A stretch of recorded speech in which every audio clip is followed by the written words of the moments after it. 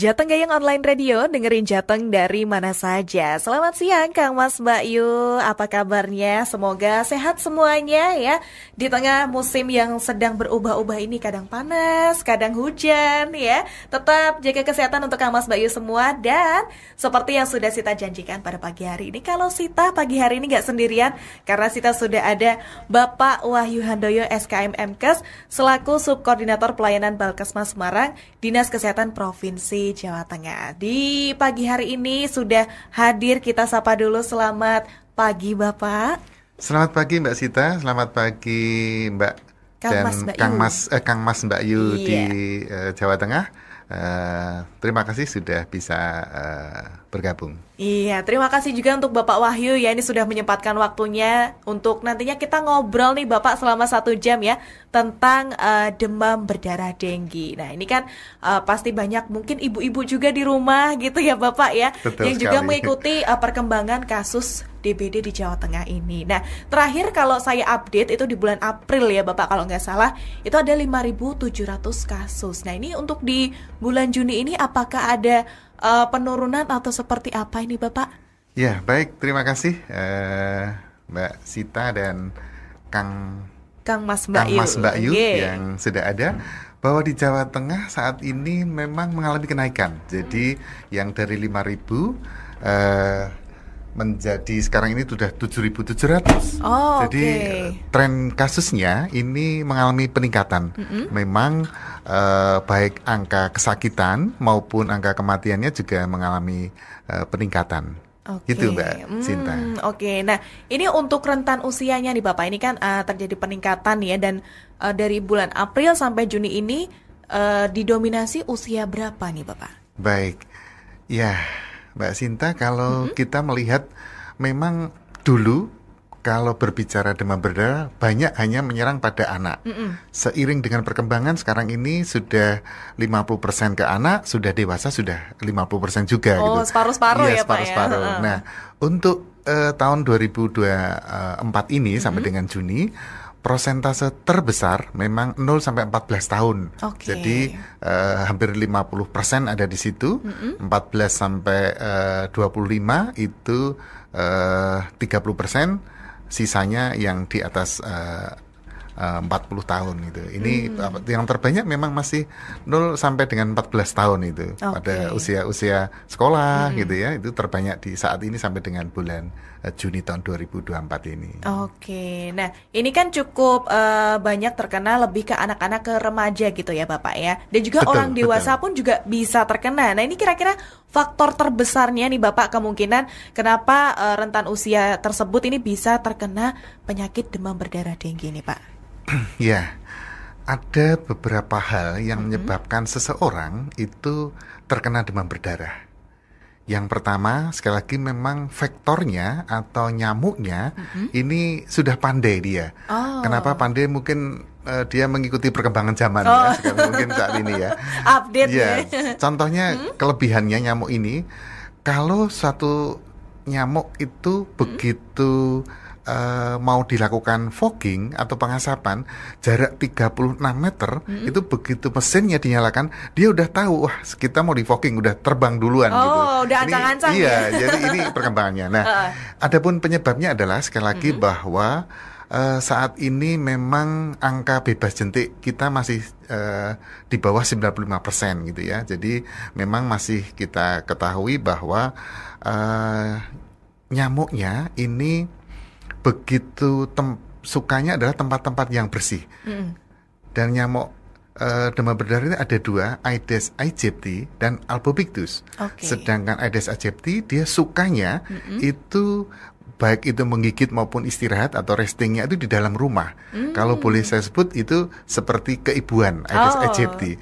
Tapi yang satunya adalah Aedes albopictus, itu yang di halaman. Jadi dua-duanya bisa menyebabkan penyakit demam berdarah, dan itu sekali lagi sukanya di halaman, baik itu bertelur maupun dia menggigit gitu. Jadi begitu musim hujan sekali lagi tinggi, banyak tempat-tempat penampungan air bersih itu akan menjadi tempat perindukan. Ini menyebabkan peningkatan vektornya atau nyamuknya. Ini akan rentan untuk berinteraksi dengan manusia, artinya menggigit manusia. Semakin banyak nyamuknya, sekali lagi kemungkinan peningkatan kasus juga semakin lebih tinggi gitu Mbak Sinta. Oke, nah ini menarik nih Bapak, karena tadi seperti yang Pak Wahyu bilang kalau ternyata tuh nyamuk suka tempat-tempat bersih ya. Nah jadi buat Kang Mas Bayu ini juga menjadi satu pengetahuan yang baru gitu ya. Nyamuk aja di tempat bersih masih suka ada gitu ya Pak. Apalagi tempatnya yang nggak dirawat kesehatan dan juga kebersihannya gitu ya. Dan lingkungannya juga ternyata juga dekat dengan keseharian kita ya. Betul sekali Mbak Sinta. Nah ini penting banget untuk menjaga kesehatan nih Kang Mas Bayu dan juga kebersihan. Tapi ini masih sedikit nih Kang Mas Bayu tentang DBD yang Sita bahas bersama dengan Pak Wahyu. Nah nanti buat Kang Mas Bayu yang mau tanya-tanya ke Pak Wahyu siang hari ini tentang DBD boleh ya Bapak ya? Dengan senang hati. Karena dengan banyak yang bertanya, nanti informasi itu juga akan semakin tersebar luas. Masyarakat juga semakin mampu dan tahu untuk bagaimana pengendalian nyamuk demam berdarah. Nah betul banget Kang Mas Bayu. Nanti buat Kang Mas Bayu yang mau bertanya silahkan langsung aja ke WhatsApp kita 081399659922. Sambil menunggu pertanyaan dari Kang Mas Bayu, Sita dan Pak Wahyu mau istirahat sebentar. Jadi jangan kemana-mana, tetap di Jateng Gayeng Online Radio, dengerin Jateng dari mana saja.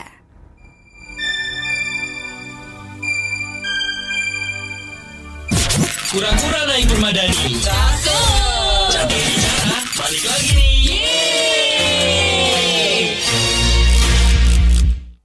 Jateng Gayeng Online Radio, dengerin Jateng dari mana saja. Balik lagi Kang Mas Bayu di Jateng Bicara bersama dengan Sita dan juga Bapak Wahyu dari Dinas Kesehatan Provinsi Jawa Tengah. Tadi sudah dijelaskan sedikit ya tentang DBD di Jawa Tengah ini perkembangannya seperti apa. Nah, tapi kita belum mengetahui nih Bapak, kira-kira untuk DBD di Jawa Tengah itu kira-kira di daerah mana yang paling banyak ditemui kasusnya? Iya. Terima kasih Mbak Sita. Sekali lagi bahwa di Jawa Tengah hampir semua kabupaten itu ada kasusnya.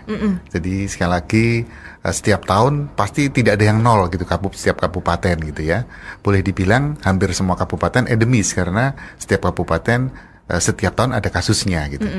Nah yang tertinggi sekali lagi bahwa bahkan di tingkat nasional ada 2 kabupaten yang masuk di tingkat nasional, yaitu di Klaten dan Jepara itu ya. Jadi sekali lagi kasusnya cukup tinggi, baik itu angka kematiannya.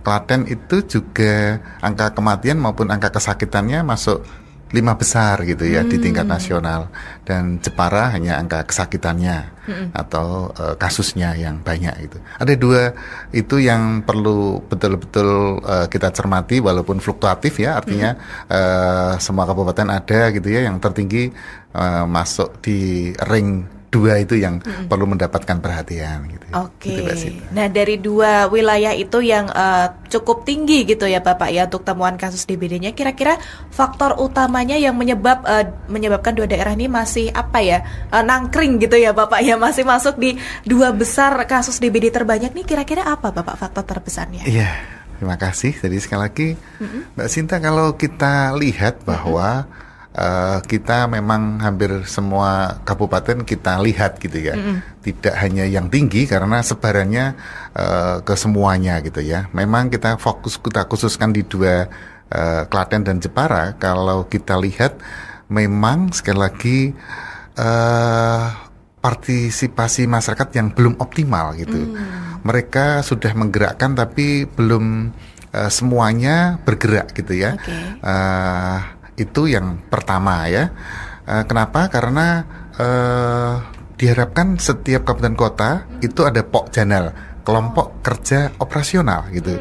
Itu berbagai lintas sektor, lintas OPD itu merasa memiliki persepsi yang sama terkait bagaimana sih mengendalikan DBD, memiliki tanggung jawab bersama untuk menurunkan kasus maupun kematian yang ada di situ. Jadi misalnya Dinas Kesehatan sebagai leading, Dinas Pasar, Dinas Perhubungan.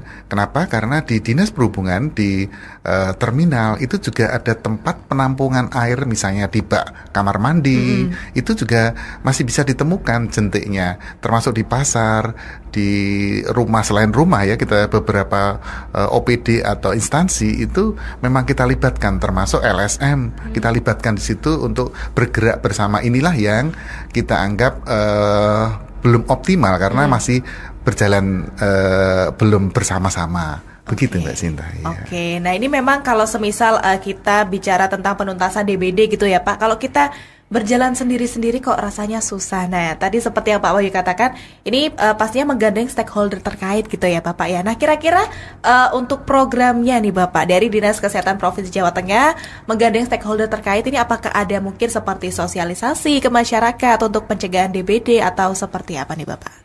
Iya, terima kasih.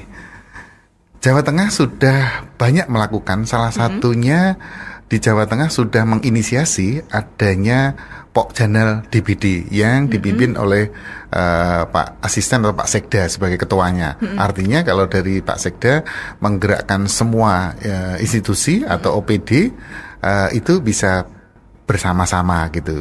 Walaupun Dinas Kesehatan di situ nanti memberikan semacam juklak dan juknisnya, misalnya di setiap OPD bisa melakukan minimal di internalnya, kantornya melakukan PSN seminggu sekali misalnya. Itu bentuk bahwa mereka terlibat di situ. Ini yang sementara ini sudah dilakukan.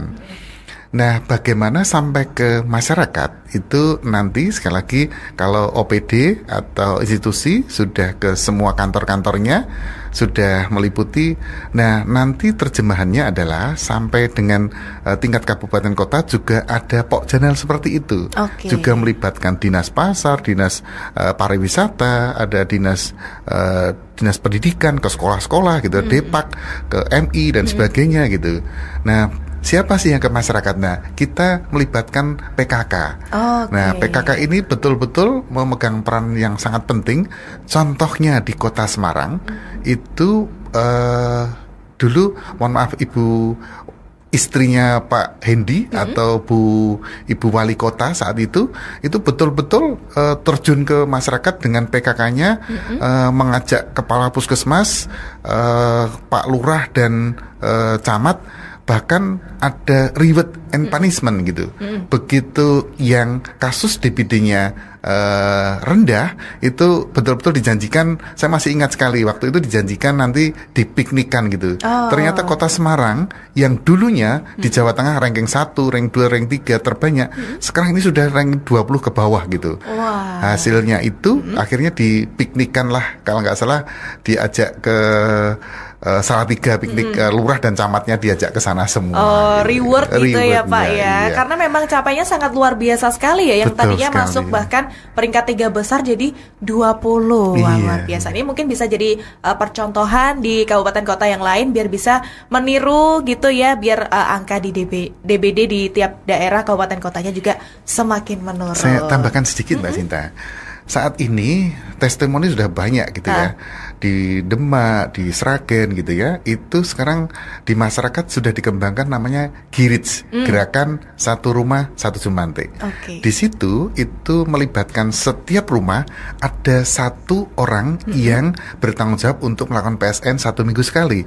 Bisa suaminya, bisa istrinya, bisa anaknya yang maksudnya masih remaja gitu ya, bisa neneknya yang satu rumah situ. Jadi betul-betul satu RT lingkungan itu semuanya mempunyai tanggung jawab di situ. Termasuk nanti kalau misalnya di situ ada masjid, berarti kita nunjuk satu orang di situ, entah marbotnya, entah siapa di situ. Jadi betul-betul satu lingkungan itu betul-betul akan dilakukan PSN atau dengan gerakan Satu Rumah Satu Jumante. Ini sudah dikembangkan gitu. Wah, luar biasa, dan pastinya masih berjalan sampai sekarang ya Bapak betul ya. Sekali. Karena itu juga jadi tanggung jawab kita semua nih Kak Mas Bayu, nggak boleh lempar-lemparan ya Bapak ya. Betul. Karena untuk DBD ini kita harus bersama-sama nih Kak Mas Bayu ya. Nah, terima kasih nih sudah bertanya. Ternyata sudah ada pertanyaan yang masuk di WhatsApp nih Bapak Wahyu.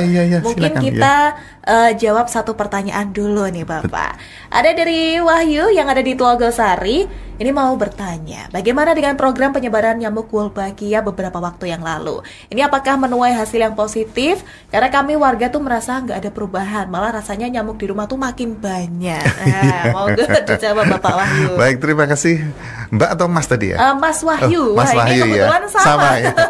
Iya, Mas Wahyu di Telogosari ya. Saya kalau lihat Telogosari memang sekarang ini sudah padat ya, sangat semakin maju gitu ya. Ya, betul sekali bahwa Wolbachia ini dikembangkan di Indonesia. Ada 5 kabupaten kota, salah satunya adalah di kota Semarang. Adapun pengembangannya adalah dipilih yang kelurahan atau RW yang endemis. Endemis itu artinya kasusnya setiap tahun ada, artinya cukup banyak dan setiap tahun ada gitu. Nah, itu yang dikembangkan dengan Wolbachia. Sedangkan prinsip Wolbachia adalah itu memang kalau Wolbachia nanti akan dipasang beberapa satu RT misalnya ada 4 ember gitu, nanti ada telurnya, nanti berkembang dia netas dan berkembang di situ diharapkan nanti nyamuk Wolbachia itu akan kawin dengan nyamuk lokal. Dan nanti anaknya sekali lagi sudah mengandung Wolbachia, dan itu kalau sudah mengandung Wolbachia virusnya sudah tidak begitu gigit, sudah dia virusnya tidak sampai ke manusia. Ini lama-lama akan menurunkan. Nah, bagaimana ini memang proses penelitian ya, jadi masih proses gitu. Jadi nanti akan dievaluasi dan kasus Semarang memang trennya juga masih fluktuatif naik turun gitu ya.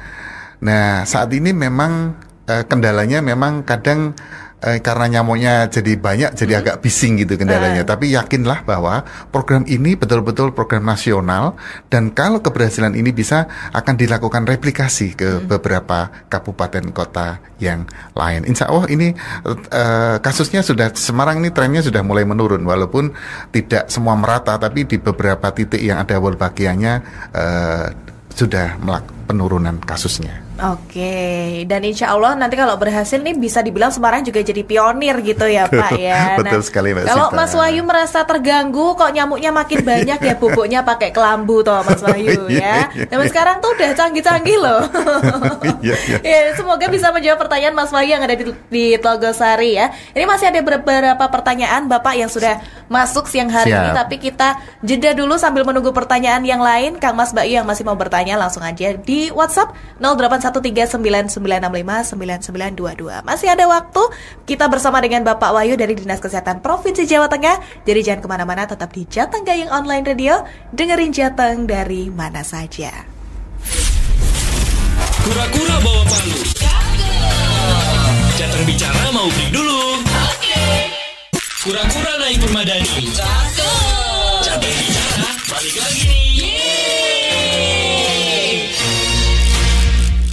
Jateng Gayeng Online Radio, dengerin Jateng dari mana saja. Kembali lagi nih Kang Mas Mbak Yu di Jateng Bicara, masih dengan Bapak Wahyu dari Dinas Kesehatan Provinsi Jawa Tengah. Tadi sudah menjawab masih satu pertanyaan Bapak, tapi ternyata ini sudah nambah lagi pertanyaannya ya, luar biasa. Ini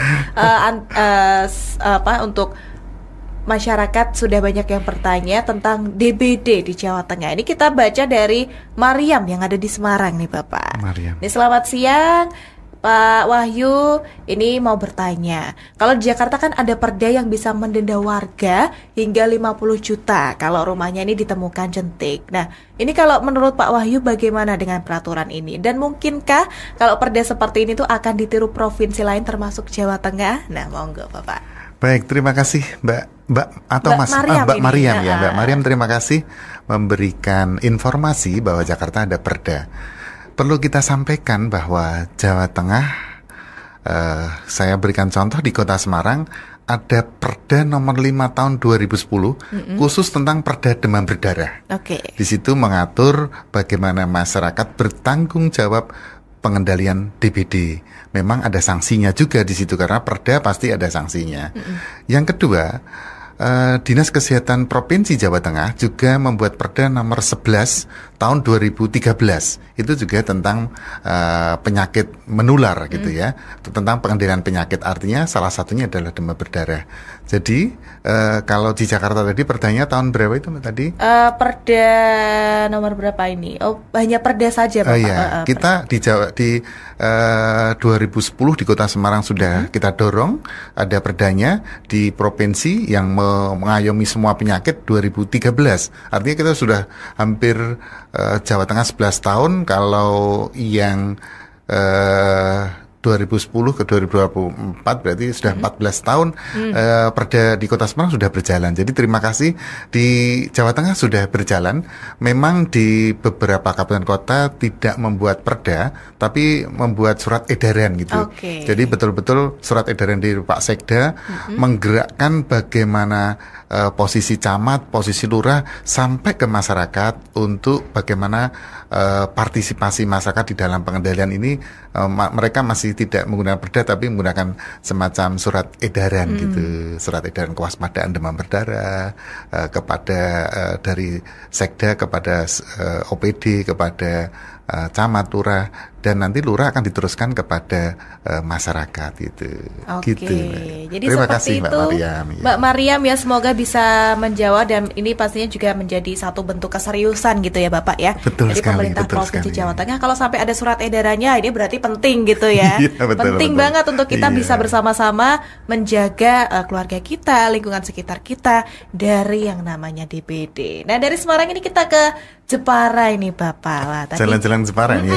jalan-jalan ke Jepara Iya, ini. iya. Oke. Terima kasih. Ini ada Ibu Rumiati yang ada di Jepara. Ini mohon bisa diberi gambaran Pak, seberapa cepat dan luas area jangkauan nyamuk DBD berkembang biak. Karena kami tuh kadang merasa was-was. Nah, kami sudah baik-baik menjaga lingkungan, tapi mereka yang ada di lingkungan mungkin RW, kelurahan atau kecamatan terdekat ini agak lalai atau bahkan abai. Nah, monggo dijawab Bapak. Terima kasih Bu Mariam. Jadi sekali lagi atas partisipasinya di Radio Jateng Gayeng. Sekali lagi bahwa betul sekali apa yang disampaikan Ibu Rumiati. Bu Rumiati ya, maaf Bu Rumiati ya. Jadi kalau berbicara tentang vektor demam berdarah atau nyamuk demam berdarah, jarak terbangnya sebenarnya tidak terlalu jauh. Ada beberapa literatur ya ringnya adalah maksimal 100 meter gitu. Nah, kalau di suatu wilayah, satu RT gitu, satu RT melakukan pemberantasan sarang nyamuk secara rutin, tapi kalau RT sebelahnya atau satu RT sajalah, satu RT misalnya ada 30 rumah di situ, ada 3 atau 2 rumah yang tidak melakukan, itu bisa menjadi tempat perindukan juga gitu. Jadi memang harus bersama-sama. Ini yang dibutuhkan tadi.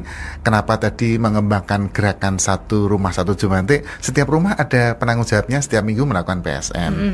Nah, nyamuk ini sekali lagi karena jarak terbangnya adalah rata-rata 100 meter, namun demikian dia bisa juga, sekali lagi bisa juga lebih dari itu. Kenapa? Yang pertama karena angin. Jadi sekali lagi ada contohnya, ada 100 nyamuk yang kena angin, mungkin 60 nyamuk mati, tapi yang 40 masih bisa bertahan. Misalnya dari RW 1 bisa juga karena kebawa angin gitu, dari 100 tinggal 40 yang hidup tapi di RW yang lain gitu.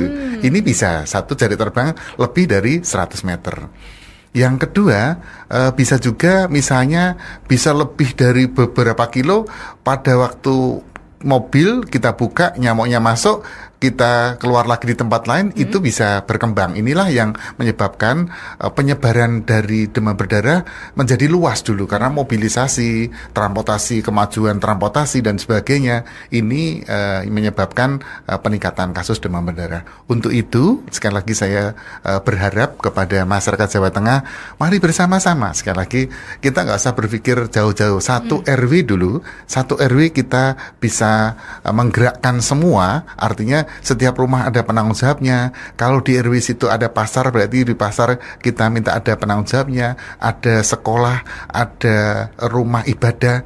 Betul-betul satu lingkup itu betul-betul dilakukan PSN dengan gerakan satu rumah satu Jumantik. Insya Allah pasti kasusnya akan hilang. Gitu. Kira-kira begitu Mbak Sinta. Ya, insya Allah ya. Nah, seperti itu Ibu Rumiati ya. Jadi memang banyak sekali faktornya ya Bapak ya untuk nyamuk ini bisa berpindah ke daerah lain. Nah, jadi mungkin buat Bu Rumiati kalau dirasa udah, wah ini PSN-nya udah kenceng apa segala macam kok masih ada nyamuk, ya jangan nyalahin wah ini tetanggaku ternak nyamuk ini kayaknya kan nggak mungkin. Jadi betul. banyak faktor ya Ibu Rumiati ya. Semoga ini sudah bisa menjawab pertanyaan dari Ibu Rumiati. Dan kalau semisal ini kan daerah yang ada di Jawa Tengah sudah gerakan PSN-nya sudah luar biasa. Program dari Dinas Kesehatan juga sudah banyak gitu ya Bapak ya, bahkan sampai ke UPT ke masyarakat pun sudah tersampaikan. Nah, tapi mungkin banyak sekali masyarakat yang masih awam nih Pak tentang ketika mungkin salah satu anggota keluarganya yang terkena DBD gitu ya. Ini mungkin ada fase-fase tertentu Bapak yang masyarakat ini belum tahu, yang dikirain udah sembuh, oh ternyata itu adalah malah justru fase kritisnya. Ini mungkin bisa dijelaskan nih Pak Wahyu, fase-fase dari demam berdarah itu seperti apa Bapak? Baik, Mbak Sinta, kalau masyarakat memang perlu sering kita edukasi, karena ada yang sudah tahu, ada yang belum tahu gitu ya.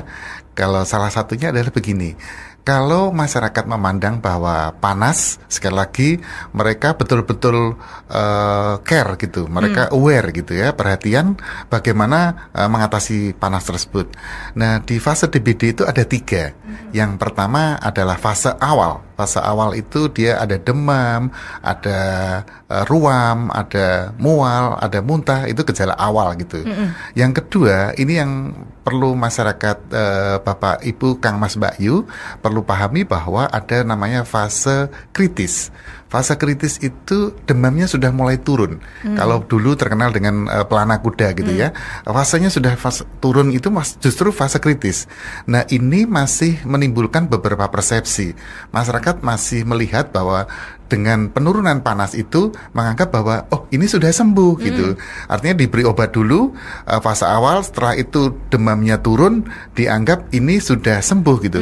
Padahal kalau nanti panasnya meningkat kembali, dibawa ke rumah sakit atau dibawa ke puskesmas dulu, masih ke rumah sakit, itu yang menyebabkan penanganannya bisa terlambat gitu, dan bisa menyebabkan, mohon maaf, bisa menyebabkan sampai dengan meninggal dunia. Inilah yang perlu dipahami bahwa begitu panas 3-5 hari itu sudah berpikir, saya berharap Kang Mas Mbak Yu berpikir kalau demam memang banyak, bisa tipoid atau tipes gitu ya, ada malaria, tapi tolong berpikir salah satunya adalah itu demam berdarah. Jadi kita aware untuk memeriksakan, nanti akan dilihat apakah laboratoriumnya dicek. Kalau memang itu nanti trombositnya itu tinggi atau hematokritnya juga meningkat, atau trombositnya turun, hematokrit meningkat, ini sudah curiga demam berdarah. Ini untuk dikawal gitu. Itu Kang Mas Mbak Yu, semuanya saya berharap fase 3 fase tadi betul-betul yang menjadi perhatian adalah pada fase kritis atau demamnya saat turun gitu Mbak Sinta. Oke, nah tapi kalau semisal ini yang saya tahu dulu gitu ya Pak ya, kalau DBD itu juga ada salah satu ciri khasnya yaitu adanya ruam. Nah itu apakah juga setiap orang yang terkena DBD juga ada ruam tersebut, atau memang di setiap orang tuh beda-beda gejalanya Pak? Iya, betul sekali. Jadi perlu Kang Mas Mbak Yu pahami juga, Mbak Sinta, perlu dipahami bersama bahwa memang dari data yang kami lihat dari WHO mengatakan 75% kasus demam berdarah itu asimptomatik. Artinya tidak memberikan gejala yang khas gitu. Nah, untuk itu sekali lagi memang kita perlu pahami, yang pertama yang harus kita lakukan adalah kalau sudah mendapatkan panas 3-5 hari, kita mengecek apakah selain demam ada ruam atau tidak, ada bercak merah gitu ya. Yang kedua ada mual, ada pusing, itu kita sudah berpikir gek kalau bahasa Jawanya, atau kemungkinan ini demam berdarah gitu. Jadi itulah yang perlu dipahami, ini sebaiknya dibawa ke vaskes terdekat, bisa ke puskesmas. Kenapa? Kalau puskesmas di Jawa Tengah hampir 90% itu sudah bisa melakukan pemeriksaan darah rutin gitu. Artinya trombosit dan hematokrit sudah bisa dilakukan di puskesmas. Jadi cepat diketahui ini gejalanya ke arah demam berdarah atau bukan gitu. Jadi cepat penanganannya tidak terlambat. Begitu Mbak Sinta. Kalau orang Jawa bilang biar ndak kasep gitu ya Pak betul, ya. betul. Jadi kalau memang sudah ada indikasi apalagi demamnya 3 sampai 5 hari, nah itu kan udah gak wajar ya Pak ya. Kalau demamnya karena mungkin tanggal tua itu kan perlu itu beda. Dikompres 100.000 udah sembuh. betul. Oke, ini kita lanjut ke pertanyaan Bapak. Ada Ibu Sinta dari Jobokuto. Wah, ini kayaknya kader ini Bapak Bu Sinta ini ya. Jobokuto. Ini ada program reward lagi enggak Pak untuk prestasi jaga jenti? Iya. Bagus. Bu Sinta ya, Bu Sinta. Terima kasih ya. Reward ya. Jadi sekali lagi memang beberapa kita sudah kembangkan bekerja sama dengan PKK juga. Bagaimana bisa sebenarnya pemeriksaan atau PSN itu untuk melihat ABC, angka bebas jentik. Jadi kalau misalnya kita mendatangi 100 rumah, itu kita harapkan 95 rumah itu tidak ada jentiknya gitu. Dan 5 rumah sebenarnya kalau bisa ya semuanya gitu. Tapi kita ada angkanya minimal 95 rumah itu bebas jentik. Nah, ada beberapa reward yang sudah dikembangkan di Kota Semarang. Ini contohnya tadi yang saya sampaikan, lurahnya dijak jalan-jalan yang berhasil gitu ya. Nah, beberapa itu biasanya dianggarkan melalui ADD, biasanya dari anggaran dana desa atau kelurahan. Itu biasanya nanti mereka dapat seragam. Ada seragam, terus biasanya juga nanti mereka juga ada nanti bisa dikumpulkan, nanti bisa dipiknikan. Ini beberapa reward dan nanti biasanya kalau kami sudah sampaikan ke Dinas Kesehatan Kabupaten Kota, yang berhasil itu kita menjadikan narasumber pada waktu pertemuan di tingkat kabupaten. Bahkan kami pernah di Dinas Kesehatan Provinsi, kita pernah mengundang lurah yang berhasil 3 tahun berturut-turut tidak ada kasusnya untuk melakukan PSN secara kontinu. Kita undang, disuruh paparan di depan seluruh Dinas Kesehatan Kabupaten Kota. Ini salah satu rewardnya, kami undang seperti itu. Dan nanti harapan kami yang berhasil begitu, kami nanti akan bekerja sama dengan Dinas Kesehatan Kabupaten Kota untuk mengundang mereka menyampaikan kiat-kiat apa yang menjadikan mereka berhasil itu supaya bisa dicontoh kader-kader ataupun pemegang program yang ada di wilayahnya. Oke, gitu. Malah bermanfaat rewardnya ya Bapak ya, bisa berbagi sharing ilmu gitu sekali. Kan. Kira-kira apa ini tips and triknya gitu ya, kok wilayahnya bisa bagus terus, kasus DBD-nya tidak ada gitu ya. Jadi nggak melulu jalan-jalan ya Bu Sinta ya.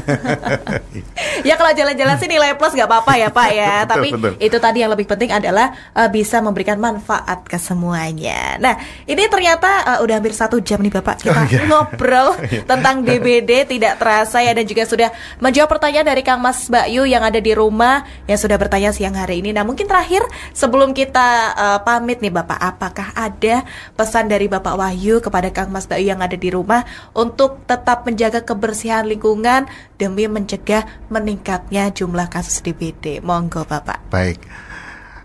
Yang pertama, sebelum saya menyampaikan closing statement atau bagaimana kewaspadaan kita untuk peningkatan kasus demam berdarah, yang pertama saya ucapkan terima kasih kepada Diskom Info Jawa Tengah yang sudah memberikan kesempatan kami untuk memberikan edukasi. Ya bukan edukasi lah, sharing lah kepada Kang Mas Mbak Yu yang ada di Jawa Tengah. Nah, ada beberapa hal yang akan saya tekankan bagaimana kita bisa waspada. Yang pertama, saat ini iklim sudah tak menentu gitu ya. Artinya kadang panas, kadang hujan gitu ya. Nah, saat musim hujan, sekali lagi saat musim hujan ini meningkatkan resiko pertumbuhan nyamuk semakin banyak, otomatis resiko peningkatan kasus juga banyak gitu. Di sisi iklim itu juga ada temperatur. Saat ini pemanasan global dengan temperatur yang sudah cukup tinggi, ini mempercepat mestinya misalnya telur menetas, dari telur sampai dengan nyamuk itu kurang lebih 10 hari. Sekarang ini bisa lebih cepat, jadi 7 sampai 8 hari gitu. Artinya inilah yang kita perlu waspadai. Yang kedua dari sisi nyamuk.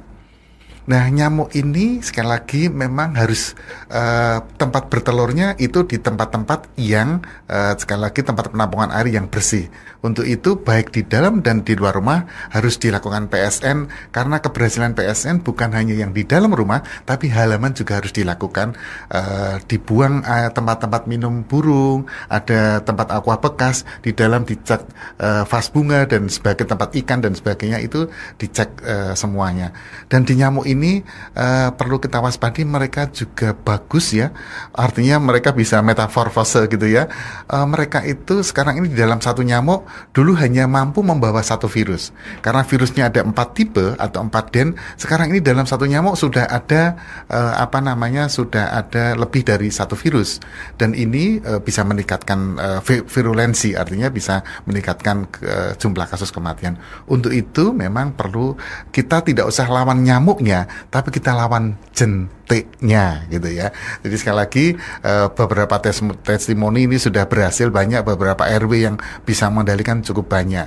Yang terakhir dari sisi manusianya, sekali lagi memang saat ini dulu hanya berpikir demam berdarah hanya menyerang pada anak, tapi sekarang ini sudah bergerak ke dewasa juga. Jadi mohon tetap semuanya waspada, semua golongan umur gitu. Maksudnya kita juga memperhatikan pada anak, remaja, tapi yang dewasa juga waspada gitu ya. Kalau di kantor, memang misalnya di kantor atau di tempat pabrik, tempat kerja, ada tempat-tempat penampungan air yang seminggu harus dibersihkan, harus diganti airnya dan sebagainya. Ini yang harus lebih bersih lingkungan dan sebagainya.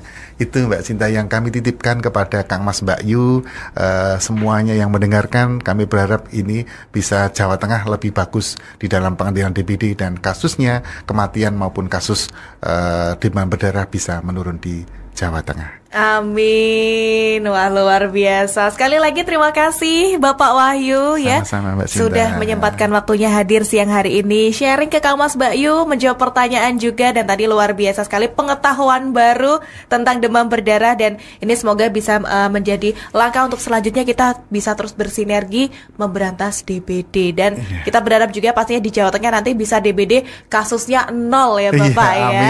Amin. Semangat terus untuk Bapak Wahyu, sehat selalu juga, Bapak. Sukses juga untuk radio Jateng Gayeng gitu ya. Amin. Dan terima kasih juga pastinya untuk Kang Mas, Mbak Yu yang sudah mendengarkan obrolan Sita dan juga Bapak Wahyu selama 1 jam ini. Mohon maaf kalau ada salah-salah kata, dan mungkin kalau ada pertanyaan yang belum terjawab, nah nanti Kang Mas, Mbak Yu bisa langsung aja ke Instagramnya Dinas Kesehatan Provinsi Jawa Tengah. Nah kalau begitu Kang Mas, Mbak Yu, Sita dan juga Bapak Wahyu pamit undur diri, tapi jangan kemana-mana karena setelah ini masih ada program lain yang bisa Anda simak. Jadi jangan kemana-mana, tetap stay tune di Jateng Gayeng Online Radio. Dengerin Jateng dari mana saja. Sita dan Bapak Wahyu pamit. Selamat siang. Wassalamualaikum warahmatullahi wabarakatuh. Waalaikumsalam warahmatullahi wabarakatuh. Matur nuwun Kang Mas Bayu, udah ikutan Jateng Bicara hari ini. Nantikan keseruan kita setiap hari Senin sampai Jumat jam 11 sampai